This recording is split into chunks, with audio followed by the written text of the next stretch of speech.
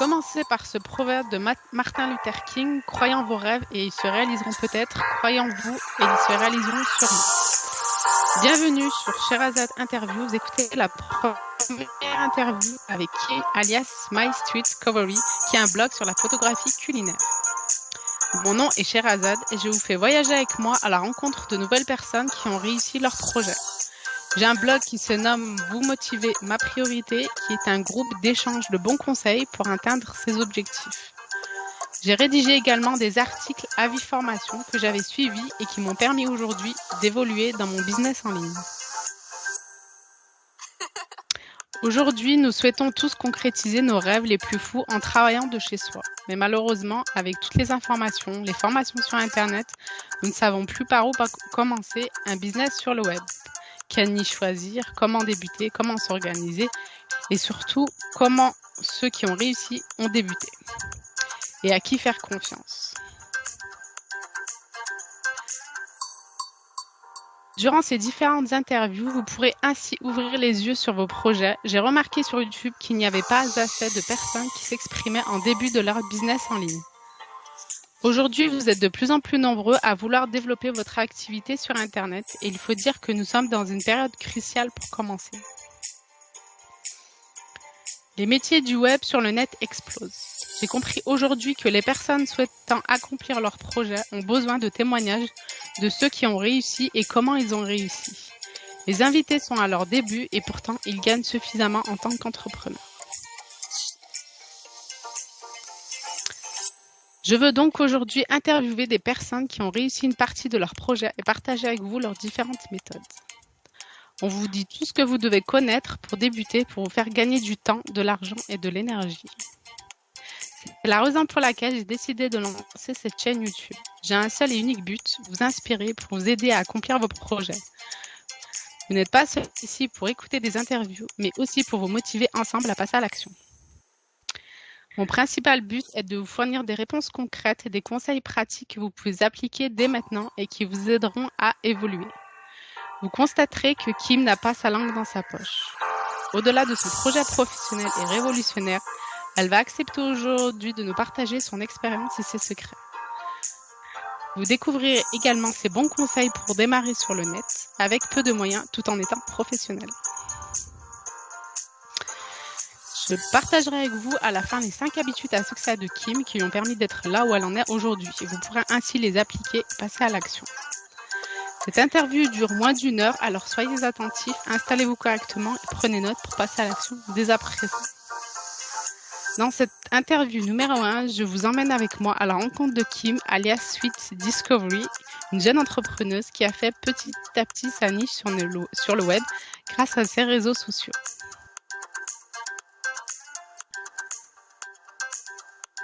Après avoir claqué la porte de son employeur en 2020, elle a décidé d'investir sur elle-même et de créer son propre blog culinaire.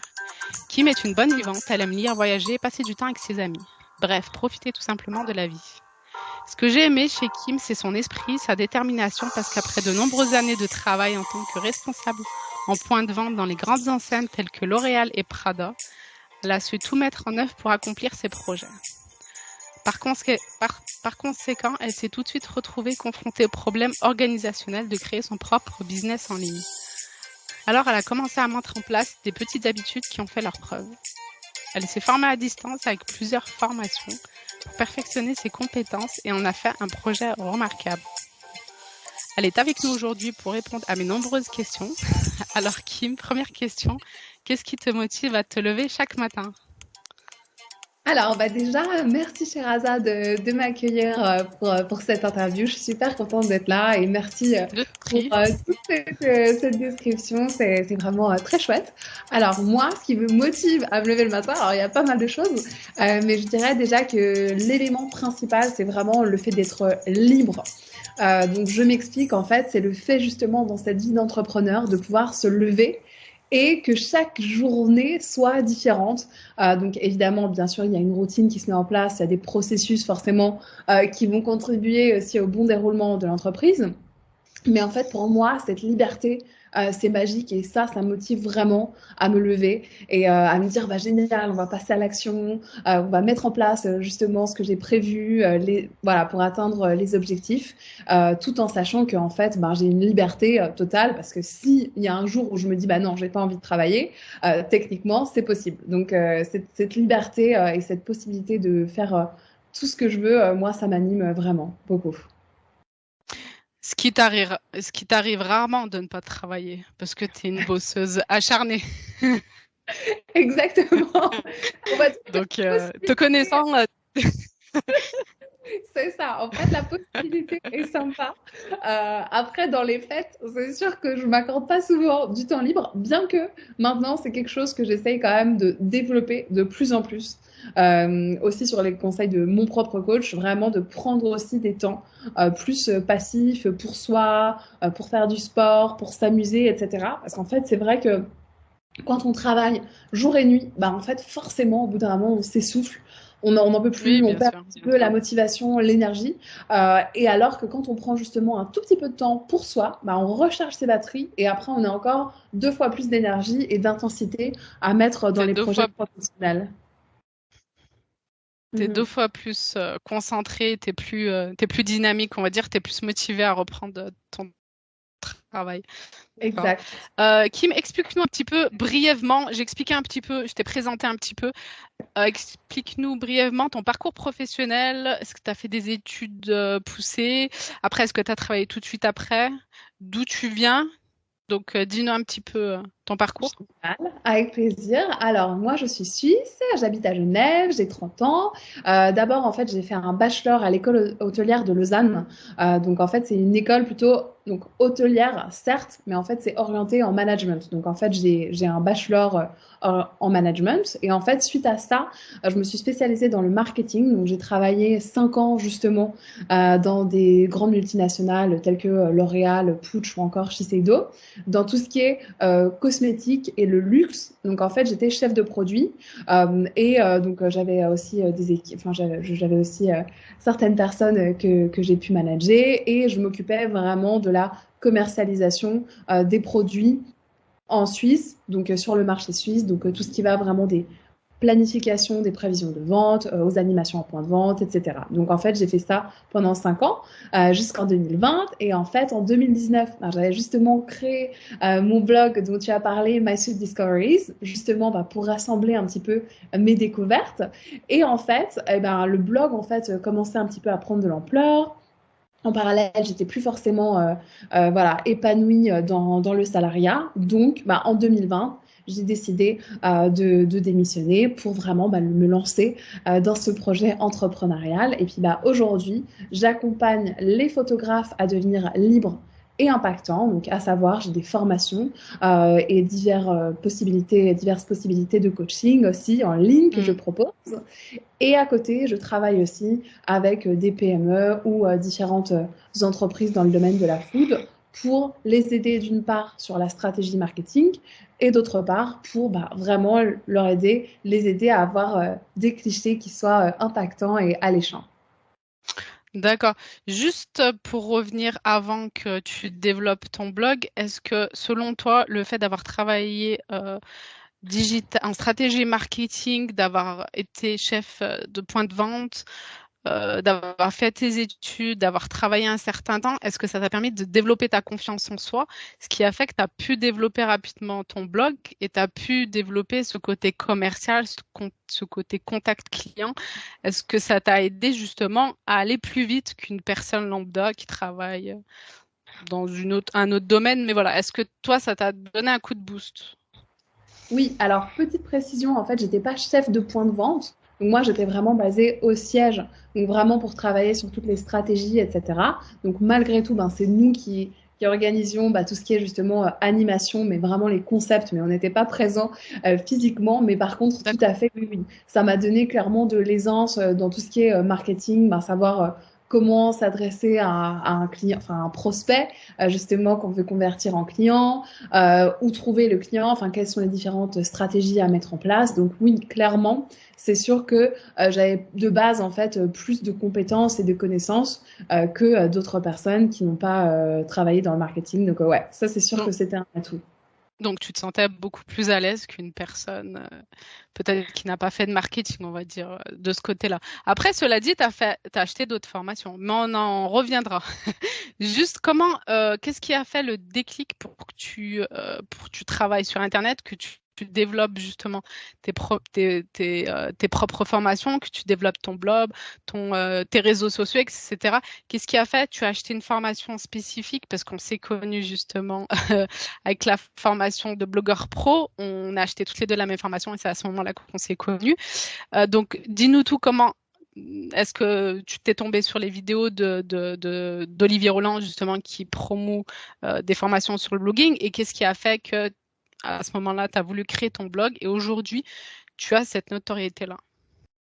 Alors, le blog, en fait, je l'avais créé avant justement de tomber D'accord, sur les vidéos intéressant, de ouais, ça, c'était intéressant. déjà, le blog était déjà là. Je savais pas exactement ce que je voulais faire. J'ai aussi passé ma patente de cafetier pour ouvrir un établissement. J'hésitais à faire, en fait, service traiteur. Donc, en fait, il y a vraiment eu toute une réflexion.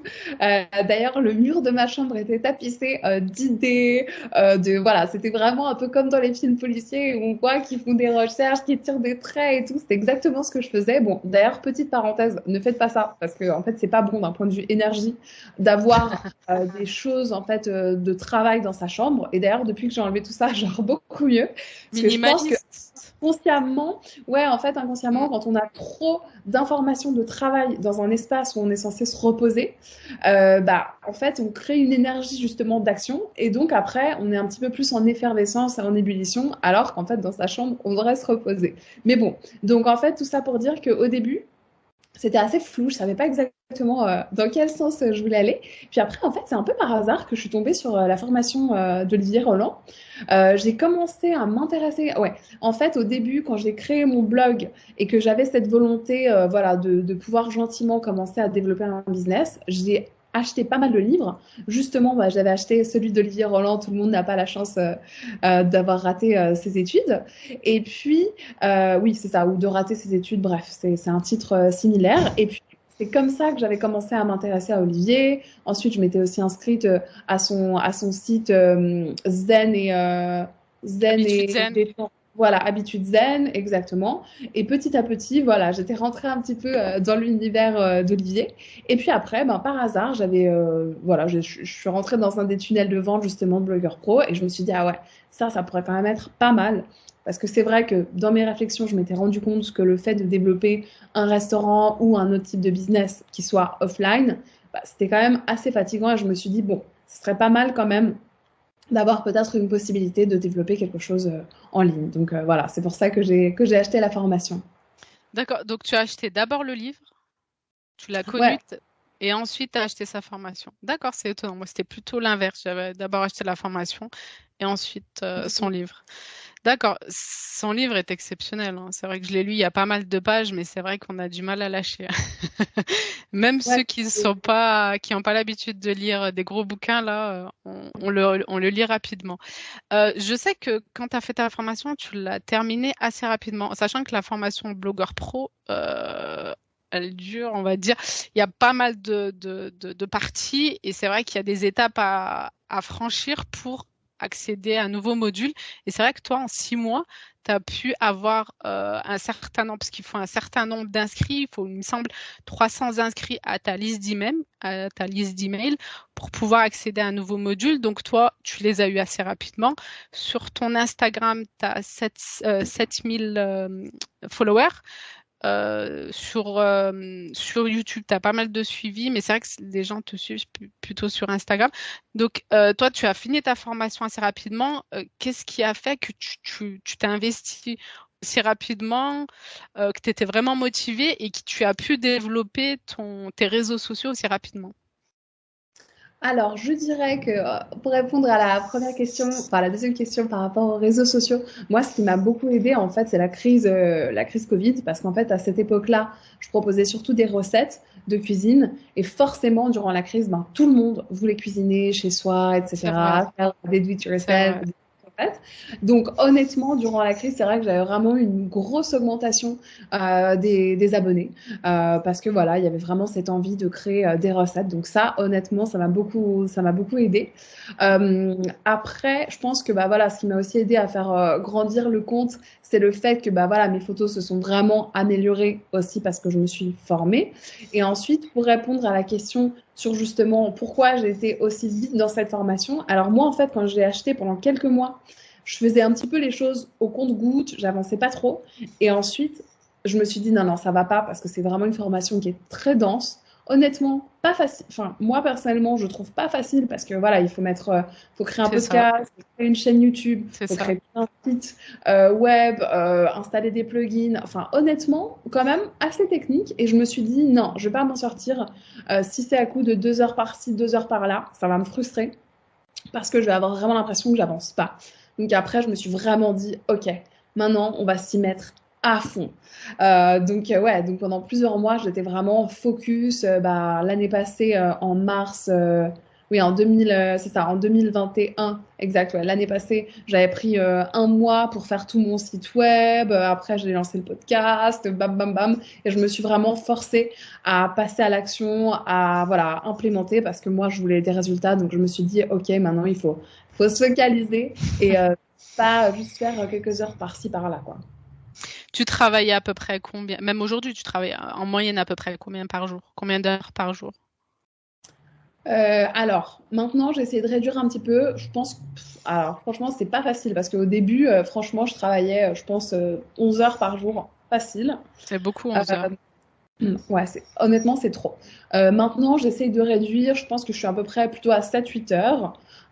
Et idéalement, j'aimerais bien plutôt être à 6 heures.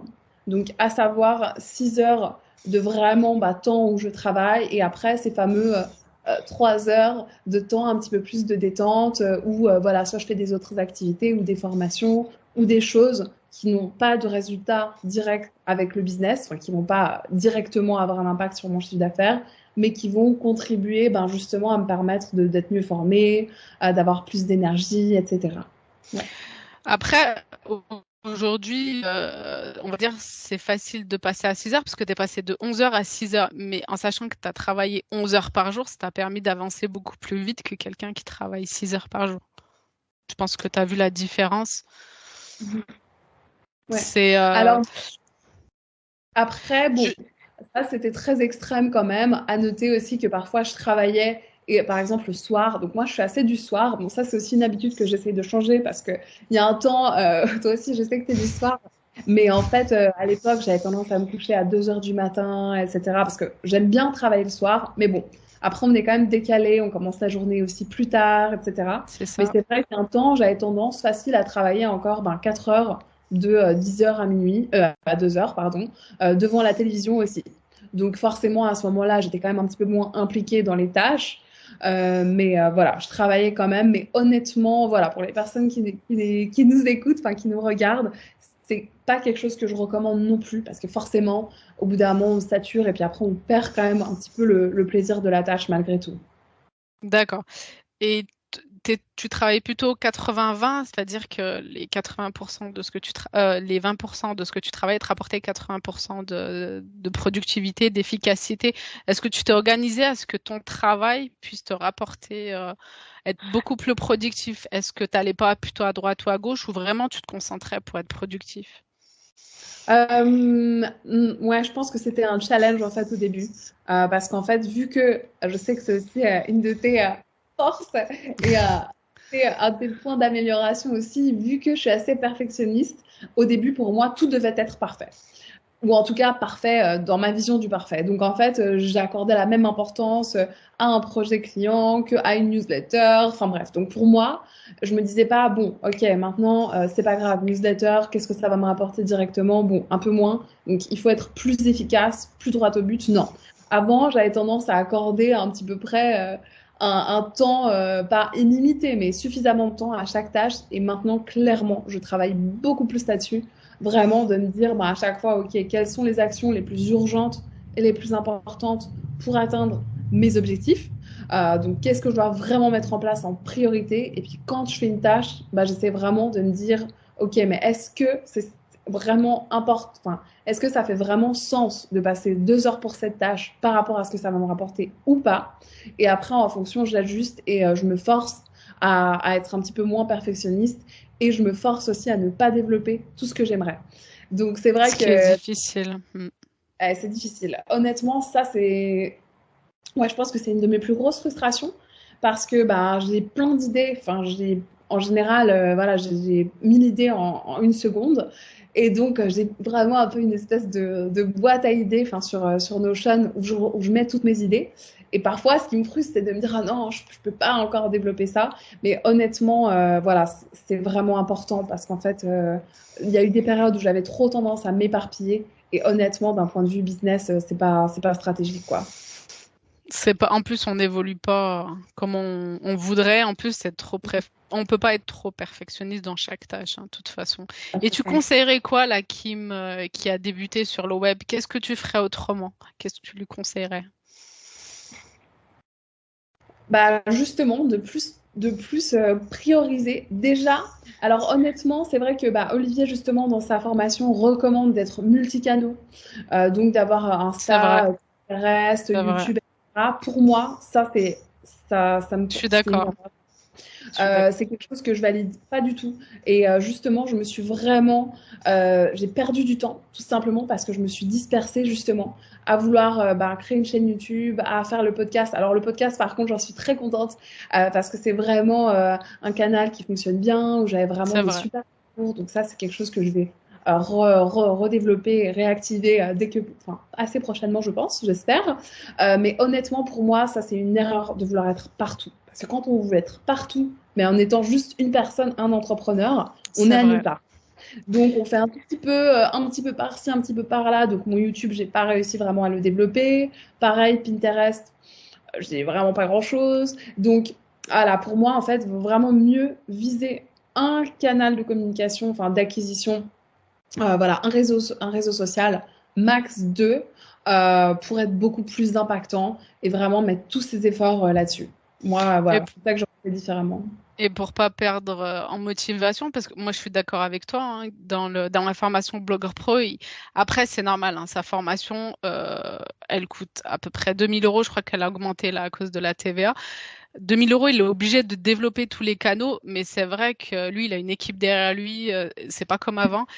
Aujourd'hui, selon moi, ça dépend de la thématique qu'on veut développer. Toi, en sachant que c'est des photographies culinaires, c'est plus Instagram. Mais ça, il y a d'autres personnes qui vont plus développer sur YouTube. Il y a d'autres personnes plus, voilà. Donc, faut voir dans quel domaine on a plus de clients qui s'inscrivent. Et suite à ça, on développe ce canal-là. Mais il faut commencer par tous les canaux pour voir où on se développera le plus rapidement. Mais je suis d'accord avec toi. Donc, oui, c'est très intéressant le fait de. Parce que c'est vrai qu'on s'éparpille et après on fait plus rien au final. On va parler égal. Dis-moi, Non, non, tout à fait, je valide. tu es d'accord avec moi. On va parler Ouais. de ton livre. C'est ton petit bébé. Donc, le fait d'écrire un livre, déjà, c'est exceptionnel. Tu l'as écrit, bah, explique-nous un petit peu. C'était pendant le confinement, c'était pendant la période de Noël. Donc, explique-nous comment tu as fait pour écrire un livre. Je sais que c'était intense. Tu as beaucoup travaillé à ce moment-là. Donc, brièvement, explique-nous le début, pourquoi tu as voulu écrire le livre? Est-ce que tu avais une idée et que tu t'es dit pendant le confinement, je vais le développer? Et comment tu as fait pour le promouvoir, pour vendre ton livre? Yes, avec plaisir. Alors en fait, moi, au début octobre 2020, j'étais plus liée à mon ancien employeur. Et à ce moment-là, justement, bah, on était dans cette crise Covid. Et je me suis dit, bon, ok, moi, j'ai envie de faire quelque chose pour soutenir une fondation qui œuvre. Donc c'est la Fondation Partage, voilà, pour les personnes qui sont en Suisse. Donc c'est vraiment une banque alimentaire qui a distribué énormément de repas bah, voilà, aux personnes démunies durant la crise Covid. Donc j'avais D'accord. vraiment la volonté en fait de faire un projet caritatif lié au domaine de la food. Et donc, je me suis dit, OK, je vais créer un concept et je vais reverser la moitié des bénéfices réalisés à la Fondation Partage. Donc, ensuite, au début, je me suis dit, bah voilà, moi j'adore Noël. Donc, j'ai eu en fait envie de créer un projet autour de Noël. Donc, à la base, en fait, ça devait être un e-book avec 4 sections. Donc, en fait, avec une section de recettes justement de fêtes, ensuite une section de mise en avant de commerçants locaux, donc avec des articles, une section d'inspiration, de décoration et d'idées cadeaux, et aussi une section pour les enfants. Et en fait, ce qui s'est passé, c'est que moi, j'étais vraiment super animée par le projet, et en fait, ça a vraiment super bien fonctionné. J'ai eu 11 commerçants qui ont participé au projet et qui ont justement eu des articles dans ce book. Et en fait, le book a vraiment pris de l'ampleur. Donc, à la base, ça devait juste être un e-book. Et en fait, finalement, c'est vraiment devenu un livre qui fait 150 pages, qui pèse 700 grammes. Donc, en fait, ça a été un gros projet, finalement, imprimé en 300 exemplaires. Donc, là, je te raconte même pas quand le transporteur est arrivé avec les palettes, mais ça pesait une tonne. C'est sûr. C'était impressionnant. C'est dommage que je n'ai pas fait de photo à l'époque, mais bon, j'étais un peu stressée en fait à l'idée de l'ouvrir. C'était OK. Heureusement, tout était OK. Donc bref, donc en fait, c'est un projet finalement qui s'est développé en très peu de temps. Ça a été hyper intense. J'avais sous-estimé le projet. Et en fait, en ce qui concerne la communication, donc j'avais mis en place en fait une communication un petit peu multicanaux avec de la publicité sponsorisée sur Facebook. Ensuite, j'avais créé aussi des affiches et des flyers avec des QR codes. Donc, les affiches et les flyers étaient chez les commerçants participants. Ça a aussi été distribué à la mairie de ma ville, chez certains autres restaurateurs, notamment ceux qui faisaient de la livraison, etc. Donc, je leur ai mis à disposition des flyers qu'ils ont distribués. Et après, il y a eu aussi toute une phase de communication sur mon compte Instagram avec un calendrier de l'Avent où à chaque fois, il y avait aussi des concours avec les commerçants participants et aussi de la communication sur le projet. Voilà. Et j'ai aussi eu de la visibilité. J'avais contacté quelques médias, donc j'ai aussi eu de la visibilité grâce à la ville sur les réseaux sociaux et aussi dans un magazine en ligne. Voilà. Donc t'as beaucoup démarché, donc c'était beaucoup de travail. Et au final, ça t'a permis de vendre. T'as vendu combien à peu près de livres?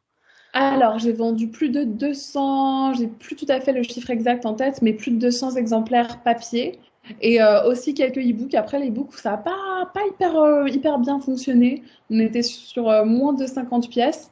Donc, heureusement d'ailleurs, qu'il y avait les exemplaires papier. Donc, ça, c'était très chouette, sachant que j'avais commandé 300 exemplaires.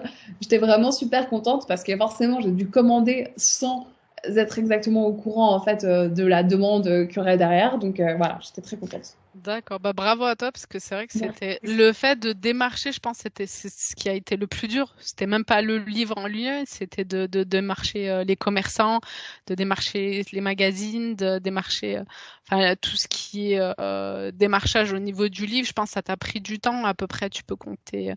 Ça t'a pris combien de temps?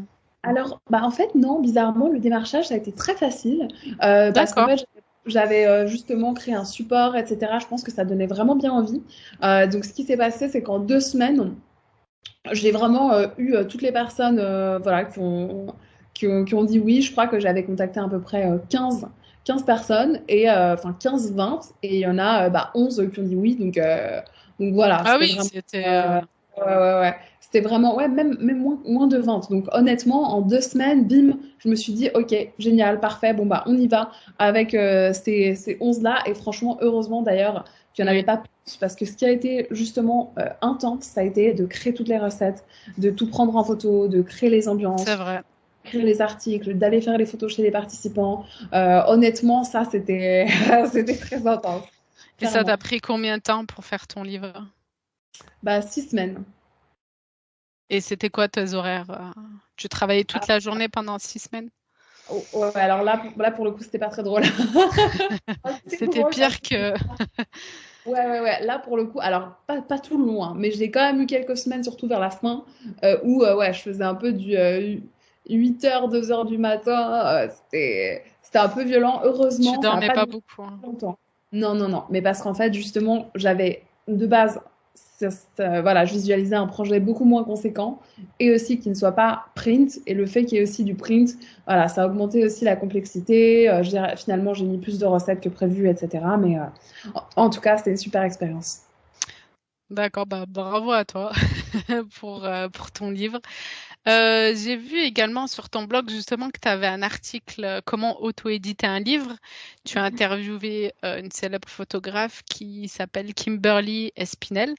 Euh, Qu'est-ce que tu retiens de cette interview déjà, comment t'as pu l'approcher, comment tu as pu faire l'interview et voilà, qu'est-ce que tu retiens en globalité de cette interview? Alors, bah, j'ai pu l'approcher parce qu'en fait, j'ai suivi justement une de ses formations en photo culinaire. Donc voilà, D'accord. après, dans le prolongement, bah, je lui ai proposé justement de pouvoir l'interviewer. Et ce que je retiens, c'est qu'en fait, ça fait tout à fait écho en fait par rapport à la citation que tu as donnée au début de cette. Ce que je retiens, c'est qu'il faut vraiment jamais lâcher. Donc, je C'est m'explique. vrai. Euh, voilà, pour les personnes qui veulent plus de détails, vous pourrez aller voir l'article sur mon site. Mais en fait, Kimberly, elle voulait absolument faire un livre. Et bah voilà, elle a postulé entre guillemets, elle a proposé le projet auprès de plusieurs maisons d'édition et à chaque fois elle avait des refus. Non, non, non, non, non. Et elle s'est pas laissée démonter, elle s'est dit bon bah c'est pas grave, moi c'est vraiment quelque chose que je veux faire, donc ce que je vais faire c'est que je vais auto-éditer mon livre parce que voilà, je veux que le projet aboutisse et en fait ça a été un succès, ça a super bien marché, etc. Donc moi vraiment, bah, ce que j'ai retenu c'est que c'est pas parce que quelqu'un vous dit non C'est qu'il faut vrai. se dire il faut abandonner ses rêves. Au contraire, il faut avoir la force de voilà, puiser cette énergie en vous et de vous dire, bah non, moi j'ai envie de faire ce projet, alors je le ferai coûte que coûte et il y aura forcément une solution et ça va marcher. Voilà. Et au final, elle a édité son livre, elle a auto-édité son livre et ensuite elle a vendu, tu sais à peu près combien d'exemplaires elle a vendu? Alors, non, je n'ai pas les chiffres, mais par contre, je sais qu'elle a vraiment, enfin voilà, ça a été un succès inespéré, enfin, elle s'attendait pas à D'accord. autant de succès, que justement, elle avait des appréhensions vu que c'était quelque chose de nouveau pour elle et qu'elle était vraiment hyper contente. Donc, je pense que il y a eu pas mal de ventes, ça c'est sûr. D'accord. Juste pour revenir, est-ce que le fait d'écrire un livre, ça t'a boosté encore plus pour tout ce qui est confiance en soi, pour tout ce qui est développer ton site web? Est-ce que ça t'a donné encore un coup de boost? Le fait Oui, d'être édité, le fait de vendre des livres, que les commerçants soient intéressés par ces photos culinaires, est-ce que toi, ça t'a permis de te booster? Est-ce que grâce à ça, tu as pu encore aller plus vite que ce que tu aurais pu faire avant, on va dire? ouais, bah clairement. Oui, oui, c'est sûr que bah, déjà ça fait super plaisir quand tu viens avec une idée et que bam, C'est vrai. direct, bah voilà, j'avais un super taux de conversion, donc plein de personnes qui ont accepté de me suivre dans le projet. Ensuite, quand le projet a vraiment vu le jour et que les livres ont été imprimés, bah il y avait plein de personnes qui m'ont dit waouh, mais c'est magnifique, mais c'est impressionnant, on s'attendait pas à un tel niveau, vraiment impressionnant et tout. Donc le fait forcément de recevoir plein de commentaires positifs et encore maintenant quand j'offre un livre parce que j'utilise ça aussi voilà, soit comme cadeau, soit aussi comme outil un petit peu de communication. Bah, quand je vois les réactions des gens, forcément, ça fait hyper plaisir parce que voilà, C'est un voilà, booster. ça booste exactement, clairement. D'accord. Tu penses que c'est ta plus grande réussite? Euh, Est-ce que c'est ma plus grande Oui, bah ça fait partie. Ça fait Honnêtement, partie. ça fait clairement partie de toutes les choses que, voilà, par exemple, le site internet aussi, bah, jamais j'aurais pensé réussir à créer un site toute seule. Et puis en fait, justement aussi, je pense que grâce à l'expérience du livre, je me suis dit, mais en fait, honnêtement, c'est un peu fou. Enfin, il y a plein de gens qui me disent, mais comment t'as fait en si peu de temps, etc. Et donc le fait de se rendre compte qu'en fait, on peut aller bien plus loin que ce qu'on pense C'est vrai. qu'on peut aller bien plus loin que les limites qu'on a en tête, bah, c'est sûr que ça a été un déclic et que maintenant, sincèrement, je me dis que je pourrais presque faire n'importe quoi. Enfin, en gros, ouais, je pourrais presque faire n'importe quoi parce que j'étais capable de faire plein de choses sans même savoir, sans même avoir d'expérience. Donc, je pense que à partir du moment où on a la motivation et vraiment, bah, voilà, la niaque et la volonté, je pense on peut tout faire. Et le fait de persévérer, c'est que malgré des refus comme Kimberly Espinel, malgré les refus, elle s'est auto-éditée, voilà, elle n'a pas lâché, elle a continué. Toi, même si je pense que tu aurais mis des barrières, je pense que tu aurais persévéré. Au niveau de ton mental, ta personnalité, tu aurais persévéré, alors que d'autres personnes auraient dit non, finalement, ça va pas marcher. Donc le fait de persévérer aussi, ça peut aider. Et c'est vrai que c'est ce qui est le plus dur aujourd'hui, c'est suite à un échec de pas continuer ou ne pas avoir peur de sortir de sa zone de confort. Donc voilà. Après, je pense que chaque personnalité, après justement selon son caractère, il faut savoir sortir de sa zone de confort. On va parler maintenant de ta personnalité pour voilà, te connaître un peu justement pour voir pourquoi tu en es là aujourd'hui. Alors, que disent les gens autour de toi? Tu es la plus? Alors, bah là, justement, c'est intéressant. J'ai fait un sondage sur Insta parce qu'en fait, une entreprise a créé un thé à mon image. Donc, justement, j'ai dit aux personnes, D'accord. ok, aidez-moi parce que je dois justement créer, enfin, je dois communiquer des informations sur moi, voilà, sur ma personnalité, etc., pour que le thé me ressemble et que quand on boive le thé, on pense à moi. Donc, ce qui est beaucoup revenu, c'est deux éléments. Le premier, c'est le côté pétillant, énergique, et le Pétillant, c'est deuxième, vrai. voilà, et le deuxième, c'est la douceur. Voilà, je pense que c'est ça qui me caractérise vraisemblablement assez bien. D'accord. Est-ce que tu es plutôt routinière ou tu aimes un peu on va dire, les changements, tout ce qui est sortir de la routine, sortir de son confort? Voilà, est-ce que tu aimes tout ce qui est nouveau? Oui, alors, je me force à être un tout petit peu routinière quand même, parce que vu que j'ai ce côté un petit peu pétillant, effervescent, ce qui se passe, c'est que parfois, je m'enthousiasme justement toute seule et j'ai tendance à vite me disperser, me dire, bah tiens, je vais faire encore ça, bam, bam, bam, bam, et ça part un peu partout dans tous les sens. Donc, je Oui. me force quand même à avoir une routine, on va dire certains éléments voilà, que j'essaye de faire toujours au même moment, etc. Donc, créer quand même une routine de base. Mais par contre, j'aime pas vraiment la routine en elle-même. Donc, clairement, j'essaye de faire des nouvelles activités ou des nouvelles choses, justement bah, pour stimuler ma créativité. Donc, voilà, moi, ça serait ça vraiment ma recommandation, c'est d'avoir quand même une base. Donc, d'avoir un modèle un peu type de semaine, de pas tout le temps changer, parce que honnêtement, sinon, ça va C'est être un peu difficile. compliqué. Mais de rajouter, d'injecter quand même de la nouveauté, justement bah, pour mettre de l'énergie, et pas d'être justement dans sa petite vie monotone parce que aussi si on veut être entrepreneur c'est justement bah, probablement pour avoir une vie plus épanouissante qu'une vie de salarié, donc le but c'est pas de retomber dans les anciens schémas quoi. C'est vrai, je suis d'accord avec toi. Toi, je pense, c'est plutôt ton tempérament, mais toi, le fait de ne pas être routinière te permet de développer ta créativité. Ouais. Donc voilà, t'as pas peur de l'inconnu, t'as pas peur de faire des choix qui vont peut-être avoir des conséquences, des échecs ou quoi que ce soit. Donc voilà, le fait de ne pas du tout être routinière est que tu es créatif. Enfin, pour moi, c'est lié hein, par rapport à ta personnalité. Est-ce que tu procrastines ou est-ce Alors que non. ça t'arrive? Alors sincèrement je crois que j'ai pas procrastiné, enfin faut pas dire ça une fois de ma vie, mais non honnêtement la procrastination c'est pas mon truc, mais honnêtement parfois ça devrait l'être un peu plus parce que c'est ce qu'on disait au début, j'ai tendance à pas assez prendre de temps justement pour moi, pour me reposer, etc.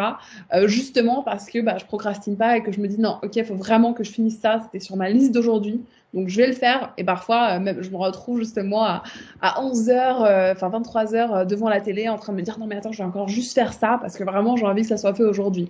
Alors qu'au fond, si on réfléchit que ça soit fait aujourd'hui ou demain, ça change rien, hein. Mais ouais, donc non, la procrastination, c'est pas trop mon truc. Bah, tu es la première personne que je connaisse qui procrastine pas, parce que c'est très très rare aujourd'hui. C'est pour ça que ton profil est justement très intéressant, parce que la plupart des gens procrastinent, et pour n'importe quoi, hein, pour que ça soit des papiers, que ça soit pour travailler sur le web, pour créer une formation, pour créer un site, voilà. C'est vrai qu'on a tendance à procrastiner, donc voilà, bah bravo à toi parce que c'est très très rare. Alors, quel est ton plus gros défaut et comment tu souhaites y remédier ou comment tu as pu y remédier justement? Bah, je pense que mon plus gros défaut qui à la fois est ma plus grande qualité, c'est justement bah, le fait d'être un peu en surcréativité, donc d'avoir tout le temps 40 000 idées. Donc d'un côté, bah, c'est une force C'est vrai. bah, parce que bah, voilà, en fait, je peux inventer des choses en une seconde et parfois mes élèves ils rigolent parce que voilà, ils me disent mais comment tu fais pour penser à autant de choses, autant de pistes pour mon business alors que eux-mêmes n'y pensent même pas. Donc, du coup, on va dire que cette créativité et cette effervescence, ben, d'un côté, c'est justement un atout précieux, mais d'un autre côté, ben, c'est étroitement lié à la dispersion. Ce qui fait que du coup, ben, voilà, c'est un challenge slash une faiblesse, parce que ben, parfois, justement, dans le passé et encore maintenant, hein, dans ma tête, il y a des opportunités partout. Donc, j'entends un besoin, voilà, je parle avec quelqu'un, je me rends compte que, ah bam, elle aurait peut-être besoin de quelque chose, bah, je me dis, ah, bon, bah moi, clairement, je peux l'aider. Donc, allez, je vais lui proposer un service, je vais peut-être lancer un truc en plus. Et du coup, ben, ça, c'est pas top, parce que justement, à force d'avoir trop d'idées et de toutes vouloir les faire, ben, on se disperse et on perd nos objectifs principaux de vue et on perd aussi l'énergie parce qu'après, C'est on met vrai. par énergie dans plein de petites choses et forcément, les résultats sont beaucoup moins impactants que si on met toute notre énergie dans un gros projet et que bam, on le booste. Donc voilà, pour moi, c'est ça en fait. Après, c'est vrai que tu es beaucoup à l'écoute aussi. Tu prends chaque détail comme très important. Je pense que quand tu reçois des emails de tes followers, chaque détail pour toi c'est important et tu es obligé de rebondir dessus. Donc, je pense que ça doit être fatigant à chaque fois d'être à l'écoute et de tout ce qu'on te dit de le retenir comme très important. Ouais, Euh, oui, pas forcément très important, mais oui, de me dire, ah, il y a peut-être un truc à faire, vas-y, en effet, c'est vrai. qui titille, on va dire. Tu as du mal à passer outre. Exact. Est-ce qu'il y a une personne qui t'inspire en ce moment sur les réseaux sociaux que tu suis, que ce soit une personne qui a réussi à l'étranger, que ce soit en France, que tu suis régulièrement, que tu lis ses livres? Est-ce qu'il y a quelqu'un qui t'inspire en particulier? Oui, bah alors en ce moment, je suis pas mal justement orientée un petit peu développement personnel, voilà, pour être vraiment bah, pleinement épanouie et justement bah, pas retomber en fait dans des schémas d'entrepreneuriat où finalement on est l'esclave en gros enfin où on est de nouveau dans un schéma où en fait on est un peu l'esclave de son business. Donc en ce moment, bah, je suis pas mal David Laroche qui est aussi qui C'est était vrai. aussi un ancien de blogueur pro. Et j'aime beaucoup aussi Chloé Bloom, qui a un podcast, Une vie saine et sereine. Et j'adore, en fait, je trouve ça hyper intéressant. J'aime beaucoup sa vision des choses, etc.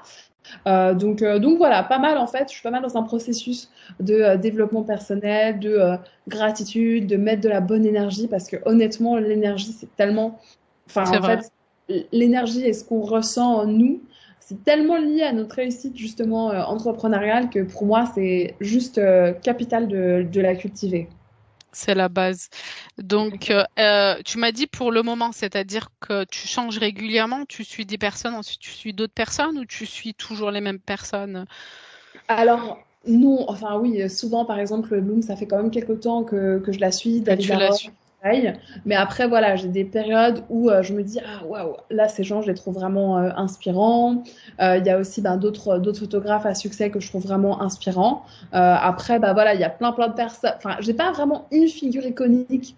Voilà, j'ai pas une figure iconique, un modèle pour moi, vraiment. Mais justement, ça dépend un peu des phases de ma vie. Et là, justement, bah, en ce moment, comme je suis plutôt orientée un peu développement personnel, bah, voilà, ces personnes me parlent vraiment bah, à l'instant T. D'accord.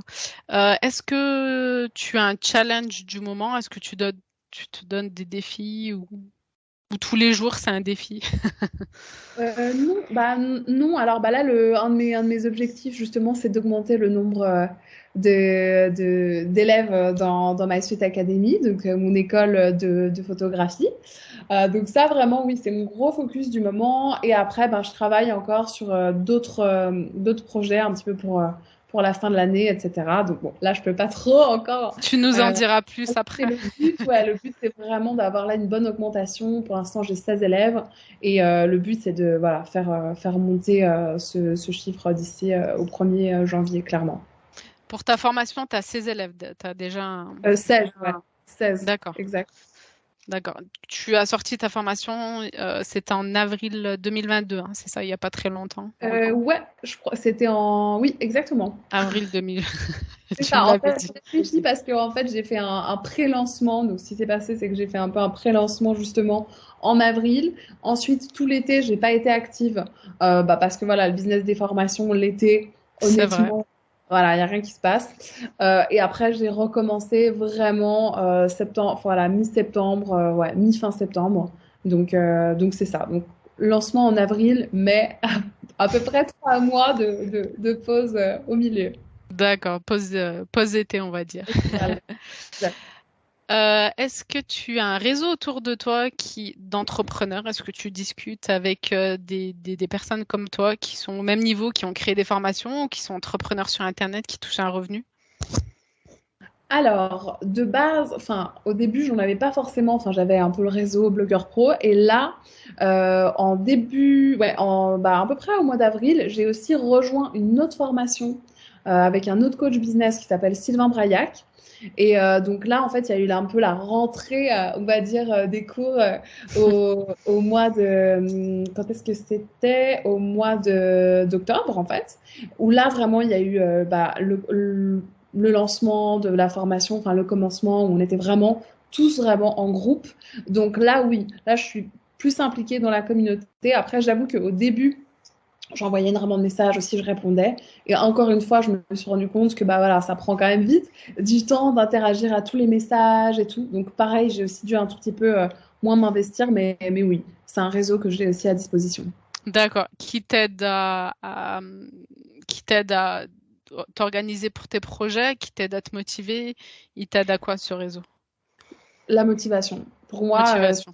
principalement, la motivation, c'est vraiment bah, voilà, de se dire, OK, j'ai réalisé X ventes la semaine passée, super, quels sont mes objectifs pour le mois, quel est le chiffre d'affaires enfin, voilà, quel chiffre d'affaires j'ai atteint, qu'est-ce que je vais mettre en place. Donc ouais, c'est plutôt un petit peu la puissance du groupe, quoi, ouais, la force du groupe. D'accord. On va parler maintenant de ta formation. Donc, tu as sorti ta formation pré-lancement en avril 2022. En combien de temps as-tu créé ta formation? Alors, bah, en fait, justement, en avril, je l'ai lancé. Et en fait, à cette époque, enfin, pour le lancement, en fait, il y avait un coaching de groupe. Donc, en fait, ça s'est fait vraiment petit à D'accord. petit. Et ensuite, après, en fin juin, je l'avais terminé. Voilà. Donc, ça a été un processus. En fait, j'ai tout un accompagnement avec une partie qui est vraiment 100% en ligne. Et ensuite, l'autre partie pour laquelle il y avait des lives, des sessions de coaching de groupe, justement, bah, en live sur Zoom. Donc, ça a commencé en avril. Et justement, bah, chaque semaine, il y avait un nouveau cours. Donc, ça s'est fait, justement, voilà, ça s'est un petit peu construit comme ça. Et ça s'est terminé en fin juin. D'accord. Mais tu avais quand même une idée de la formation que tu souhaitais mettre en place, je pense, par rapport à tes Oui, followers qui te posaient des questions. C'était ça. Tu avais travaillé en amont avant oui, oui. Merci. Oui, c'est vrai. Là, j'explique comme si j'avais inventé. Non, non, non. Clairement, en effet, ça, en fait, pour cette partie accompagnement, c'était justement basé sur le business. Parce que comme tu me disais tout à l'heure, bah, c'est vrai que moi, de par mon parcours, bah, j'ai eu la chance d'avoir bah, les connaissances marketing que certains n'ont pas. Et justement, bah, je me suis rendu compte que dans le milieu des photographes, vu que c'est un milieu très artistique, bah, souvent tout ce qui est marketing, business, organisation, prospection, ça fait clairement défaut. Donc, le but vraiment, c'était de créer une formation bah, pour aider les photographes à savoir bah, comment se vendre, comment gérer leur business, etc. Donc, en effet, j'avais vraiment toute ma trame de prête, vraiment bah, structurée pour qu'il y ait vraiment un cheminement logique. Je savais exactement où je voulais aller. Et après, j'ai aussi eu 4 intervenants externes qui ont fait des interventions vraiment pour certaines problématiques ciblées pour apporter leur expérience et puis encore plus de valeur. D'accord. Pour ta formation, c'est uniquement les photos culinaires ou c'est tout type de photos?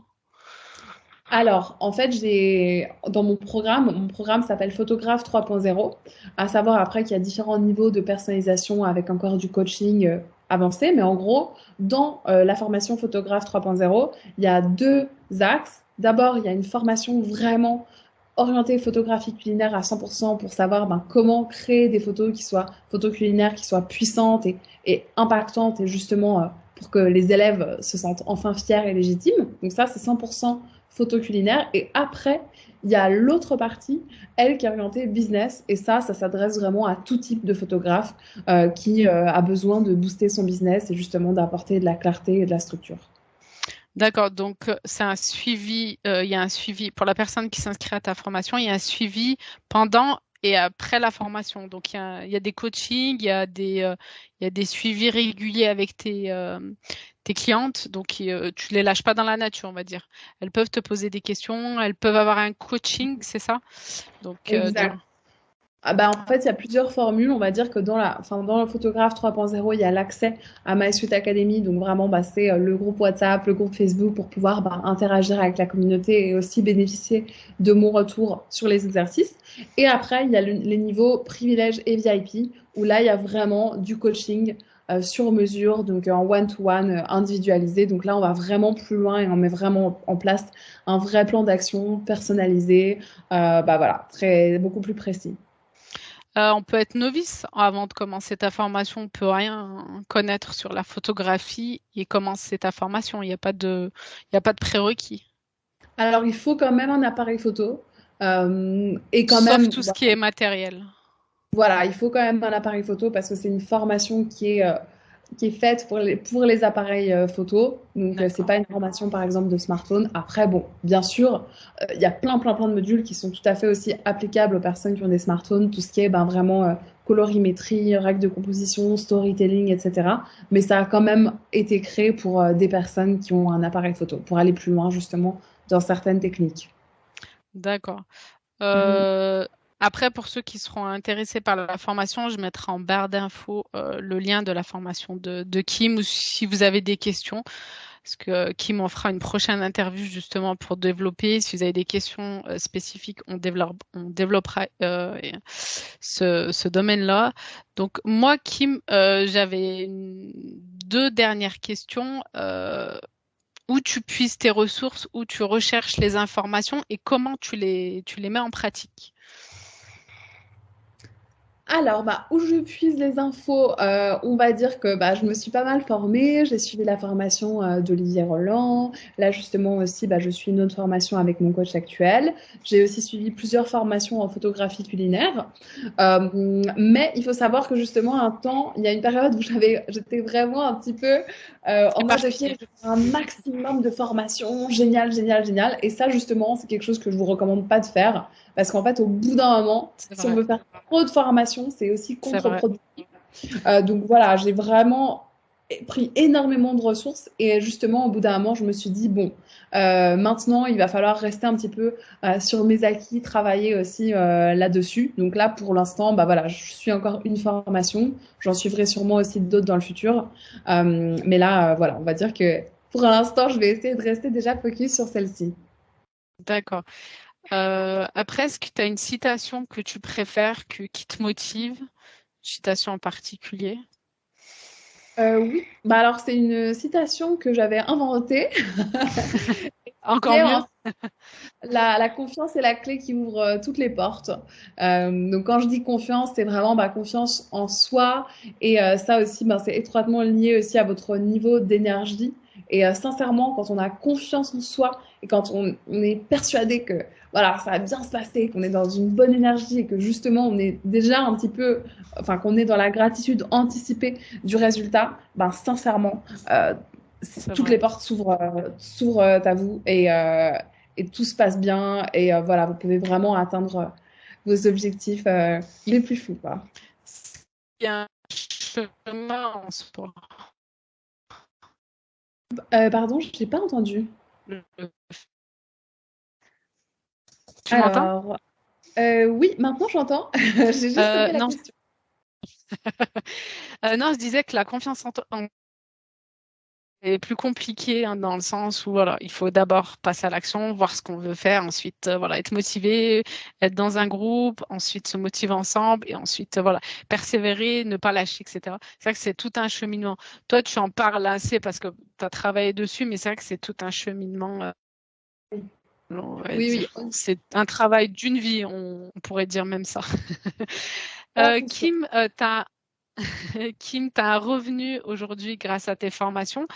Est-ce que, voilà, en combien de temps tu es parti de zéro à un revenu assez satisfaisant?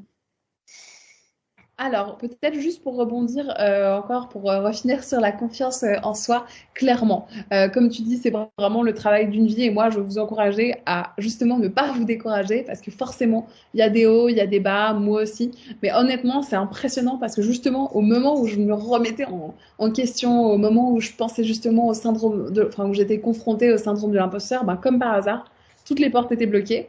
Et au moment où j'arrivais à retrouver cette bonne énergie et cette confiance et cette certitude que tout va bien se passer, ben, comme par hasard, toutes les portes s'ouvraient. Donc c'est pour ça que je vous dis, voilà, c'est normal, vous aurez des périodes de bas, mais vraiment quand vous êtes en bas, essayez ben, voilà, de remplir votre verre tout seul, essayez de repenser à des bons moments, essayez de continuer C'est à vrai. maintenir une énergie haute, parce que forcément ça va remonter et justement, bah, plus vous serez dans des bonnes prédispositions, plus ça ira vite et plus vous vous morfondrez, bah, plus vous allez continuer à alimenter un climat négatif. Et ensuite, pour rebondir... Ah pardon, tu Et voulais... l'effet de groupe, non, non, l'effet de groupe, c'est très important. Le fait de, comme toi, tu es dans un, malgré, même si tu es très motivé, l'effet de groupe te motive, hein. Il faut le fait d'avoir des challenges, de faire des défis, voilà, de se motiver ensemble, c'est la clé aussi. C'est oui, pour ça et que moi j'insiste de ne pas être tout seul pour ouvrir un business sur Internet. ouais, et il faut faire très attention aussi bah, aux personnes qui vous entourent, à votre C'est entourage. vrai, c'est vrai, Parce qu'en fait, si vous avez un entourage négatif, c'est voilà, vrai. qui vous rabaisse ou qui n'est pas forcément convaincu de vos projets, qui doute, etc., qui est sceptique, ça, c'est très mauvais. Il faut vraiment s'en distancer. Idéalement, ne pas avoir de personnes comme ça, parce que forcément, ça va vous toucher et ça va vous attendre. Et ensuite, pour rebondir sur ta question précédente, par rapport justement au chiffre d'affaires, bah, en fait, moi, ça avait été assez vite, justement, grâce au projet du book. Parce que voilà, je me suis lancée bah, dedans en Au octobre projet, 2020. pardon? Oui, au Au projet projet, du livre, de mon livre de Noël, donc Our d'accord. Sweet Christmas, parce que bah voilà, je me suis lancée dedans en octobre 2020 et bah voilà, j'ai rapidement eu en fait bah, les commerçants qui ont participé, etc., qui m'avaient aussi versé des acomptes. Donc ça m'a permis bah, voilà assez rapidement quand même de créer un revenu.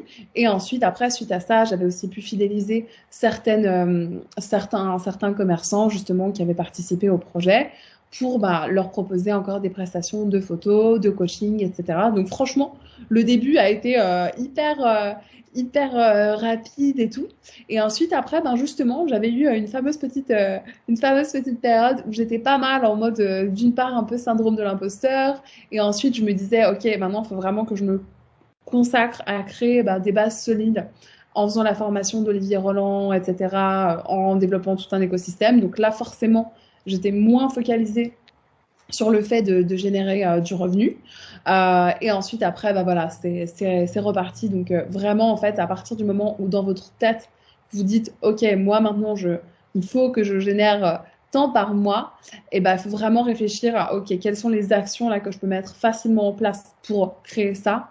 Et ensuite, à partir du moment où on met vraiment enfin voilà, à partir du moment où il y a une action et qu'on est aligné, franchement, on peut avoir des résultats sympathiques. D'accord. Donc toi, le fait d'avoir fait ton e-book, ça t'a quand même, ça a accéléré les choses Oui, pour avoir plus de followers sur Instagram et oui, pour justement, enfin, suite à ça, tu as eu les inscriptions à ta formation. Après, je pense qu'il y a, au début, il y a beaucoup de démarchage, il y a beaucoup de promotions.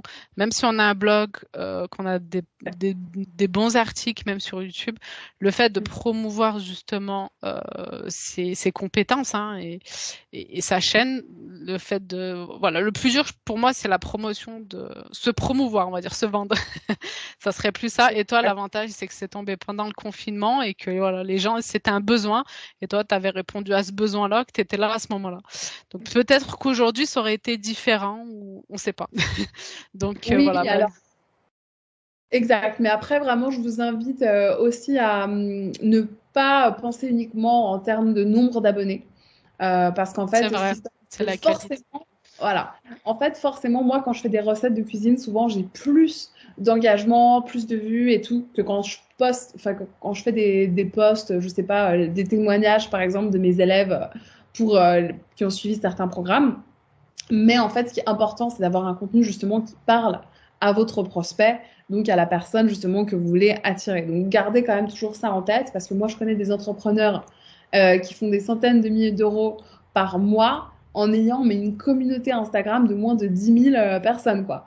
Donc en fait, voilà, il n'y a pas forcément, dans tous les cas, il n'y a pas forcément un lien de proportionnalité.